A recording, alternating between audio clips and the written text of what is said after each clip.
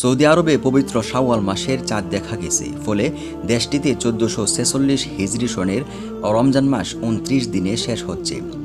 আর আগামীকাল ও রবিবার পবিত্র ঈদ উল ফিতর উদযাপন করবেন সৌদিবাসী। সৌদিতে চাঁদ দেখার তথ্য ইনসাইড দ্য হারামানের ফেসবুক পেজে জানানো হয়েছে। আরবি বর্ষপঞ্জিকা অনুযায়ী রমজান নবম মাস ও শাওয়াল দশম মাস। শাওয়াল মাসের প্রথম দিন ঈদ উল ফিতর উদযাপিত হয়। এদিকে বাংলাদেশে আগামীকাল ও রবিবার 1446 হিজরি সনের পবিত্র শাওয়াল মাসের চাঁদ দেখা ও ঈদ উল ফিতরের তারিখ নির্ধারণের লক্ষ্যে জাতীয় চাঁদ দেখা কমিটির সভা ডাকা হয়েছে। ধর্ম বিষয়ক মন্ত্রণালয় জানিয়েছে, রাজধানীতে ইসলামিক ফাউন্ডেশন বাইতুল মুকাররমের সভাকক্ষে সন্ধ্যা 6:30টায় এই সভা অনুষ্ঠিত হবে। এতে ধর্ম উপদেষ্টা আফম ও খালিদ হোসেন উপস্থিত থাকবেন। বাংলাদেশে কবে ঈদ উদযাপিত হবে তা এ সভা থেকেই জানানো হবে।